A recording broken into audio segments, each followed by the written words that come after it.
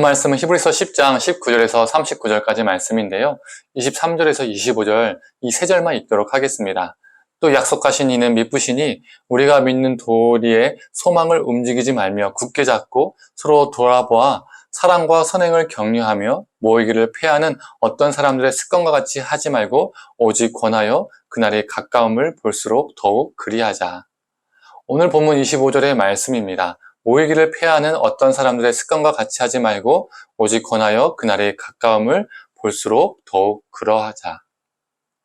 이 구절을 가지고 많은 목회자들이 설교나 성경 공부 시간에 교회에 와서 자주 모이는 것에 힘써야 한다라고 이런 식으로 선포를 많이 하죠. 2020년도에는 코로나로 인해서 대면 예배가 멈추게 되었을 때 이 말씀을 근거로 해서 대면 예배를 강행한 교회도 있었죠. 그러나 이 말씀은 어떤 상황에서건 교회라는 건물에서 모이기를 힘쓰라라는 말씀이 아닙니다. 성경에서 말하는 교회는 무엇이죠? 우리가 너무나 잘 알고 있는 것처럼 교회는 건물이 아닙니다. 성경이 말하는 교회는 건물로서의 교회가 아닙니다. 초대교회도 건물로서의 교회가 아니었죠. 즉 교회 건물을 짓지 않았습니다. 이 성경이 말하는 교회는 건물로서의 교회가 아니라 만남으로서의 교회, 모임으로서의 교회입니다.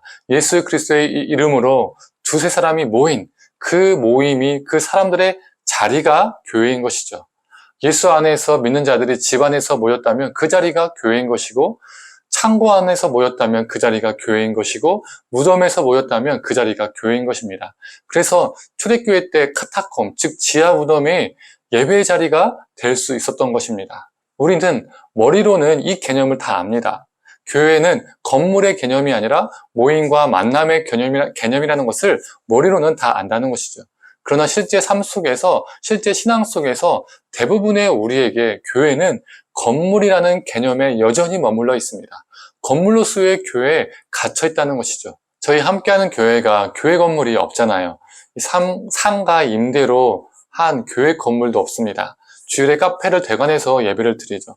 그래서 제가 작년에 주위 목회자들에게 정말 많이 들었던 말이 있습니다. 한국교회 성도들은 작은 건물일지라도 어느 정도 갖추어진 장소가 있어야 그걸 교회라고 본다는 겁니다. 상가를 임대해서라도 그 건물이 있어야 된다는 거죠. 그렇지 않으면 교회로 보지 않고 올 생각도 하지 않는다라는 것이었습니다. 실제로 작년에 그 현실을 뼈저리게 경험하기도 했습니다. 그러나 오늘 본문은 모이기를 힘쓴다고 했을 때 교회 건물을 말하지 않습니다. 우리가 성경을 볼 때 본문을 문맥과 그 당시 배경과 상황 속에서 파악을 해야 합니다. 안 그러면 엉뚱한 말씀으로 왜곡되고 적용되는 경우가 허다하죠. 비성경적인 것이 성경적인 것이 되고 성경적인 것이 비성경적인 것이 됩니다. 오늘 본문이 어떠한 상황에서건 언제든 교회에 자주 와서 모여야 한다는 식으로 잘못 해석되고 잘못 적용되는 것처럼 말이죠. 히브리 기독교인들이 핍박과 고난으로 인해서 예수를 버리고 유대교로 회귀한 사람들이 있었고, 또 회귀하려고 생각하는 사람들이 많이 있었습니다. 예수를 버리고 유대교로 회귀하니까 어떤 결과가 나게 되죠? 모이지를 않는 거예요. 모이는 것이 멈추게 된 것입니다. 이러한 상황 속에서 오늘 본문 25절 모이기를 패하는 어떤 사람들의 습관과 같이 하지 말고 오직 권하여 그날의 가까움을 볼수록 더 그리하자라고 말한 것이죠. 모이기를 패하지 말자라는 말은 교회라는 건물에 자주 모임을 해라 라는 말이 아니라 예수를 버리지 말고 예수 안에서 우리가 머물러 있자라는 의미를 담고 있습니다. 모이지 않는 근본적인 이유가 예수를 버렸거나 버리려 하고 있기 때문에 모이지 않는 것이기 때문이죠. 그래서 바로 앞절 23절과 24절은 이렇게 말하고 있는 거예요. 읽어보겠습니다. 또 약속하신 이는 미쁘시니 우리가 믿는 도리의 소망을 움직이지 말며 굳게 잡고 서로 돌아보아 사랑과 선행을 격려하며. 우리가 고난 때문에 흔들려 예수를 버리는 것이 아니라 우리의 소망 대신 예수를 굳게 잡고 예수 안에서 서로 돌보고 사랑과 선한 일을 하도록 서로 격려하자라고 이 히브리서 저자는 말하고 있는 겁니다. 예수 안에서 서로 돌보고 격려하는 게 무엇입니까? 이게 바로 예수 안에서 두세 사람이 모이는 것, 두세 사람이 모이는 교회입니다.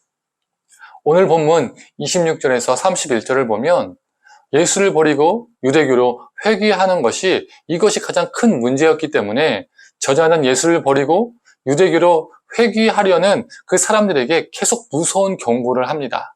공동번역으로 31절만 읽어보겠습니다. 살아계신 하나님의 심판의 손에 빠져드는 것은 얼마나 무서운 일입니까?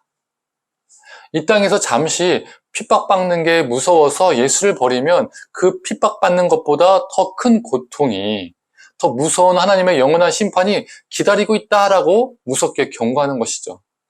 그리고 32절부터는 저자는 과거에도 수많은 고난이 있었고 그 고난을 뚫고 견뎌온 것처럼 지금의 고난도 견뎌내자라고 말하고 있습니다. 이어서 저자는 수신자들에게 너희가 모욕과 환난을 당하고 구경거리가 되었던 것, 또 너희들과 비슷한 처지에 놓인 사람들을 공감하고 그들의 벗이 되어준 것, 또 너희의 모든 재산을 빼앗겨도 그 소유보다 더 좋고 영원한 소유가 있다는 것을 알고 있기 때문에 그 모든 것을 기쁨으로 감당했던 것, 그 모든 것들을 상기시켜줍니다. 그리고 이러한 자에게 하나님의 큰 상이 있음도 말해주고 있죠. 즉 저자는 지금까지 견뎌온 그들의 신앙의 여정을 칭찬한 후에 앞으로도 신앙을 굳게 잡고 버틸 것을, 인내할 것을 권면하고 있습니다. 또한 마지막으로 예수님의 재림에 대한 소망과 하나님의 최후 심판을 기대하며 뒤로 물러나는 신앙이 아니라 믿음으로 살아가는 존재, 믿음으로 오늘날의 고난을 이겨내는 존재가 되기를 강권하고 있습니다.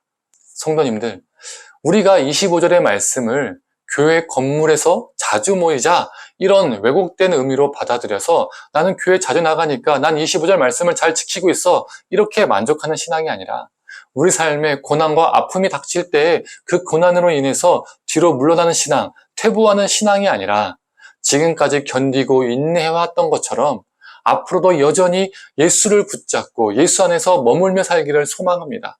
믿음으로 지금의 고난을 그리고 앞으로의 고난을 이겨내길 원합니다. 또한 고난을 겪고 있는 사람들의 아픔을 공감하고 그들의 벗이 되어주는 존재, 이 땅의 소유에 집착해서 살아가는 사람이 아니라 그런 존재가 아니라 하나님 나라를 소망하며 기쁨으로 살아가는 존재가 되기를 소망합니다. 오늘 마지막 절 39절을 읽고 마치도록 하겠습니다. 우리는 뒤로 물러가 멸망할 자가 아니요 오직 영혼을 구원함에 이르는 믿음을 가진 자니라. 이 믿음을 가지고 살아가는 저와 성도님 되기를 간절히 축원합니다. 함께 기도하겠습니다. 하나님, 모이기를 패하지 말고 모이기 힘쓰라는 이 말씀을 교회 건물에 모이자라는 말씀으로 축소하고 왜곡하는 신앙이 되지 않게 하여 주시옵소서.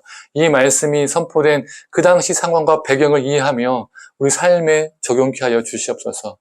고난 때문에 예수를 버리고 또 예수를 버렸기 때문에 모이지 않는 그 상황 속에서 이 말씀이 선포되었다는 것을 우리가 기억하게 하여 주시옵소서. 하나님, 우리 삶 가운데 고난이 닥쳤을 때 예수를 버리거나 우리 신앙이 퇴보하지 않게 하여 주시옵소서. 뒤로 물러나는 신앙이 되지 않게 하여 주시옵소서. 예수 그리스도를 붙잡고 우리의 신앙이 앞으로 나아가는 신앙, 진보하는 신앙 되게 하여 주시옵소서. 믿음으로 고난을 이겨나가게 하여 주시고 또 고난 가운데 있는 수많은 아픈 이들을 우리가 공감하며 그들을 우리가 기도하고 섬기며 품으며 살아갈 수 있는 믿음의 사람 되게 하여 주시옵소서. 이 땅의 것에 집착하며 사는 존재가 아니라 하나님 나라를 소망하며 기쁨으로 살아가는 믿음의 사람 되게 하여 주시옵소서. 감사드리며 사랑에 많으신 예수님의 이름으로 기도드립니다. 아멘.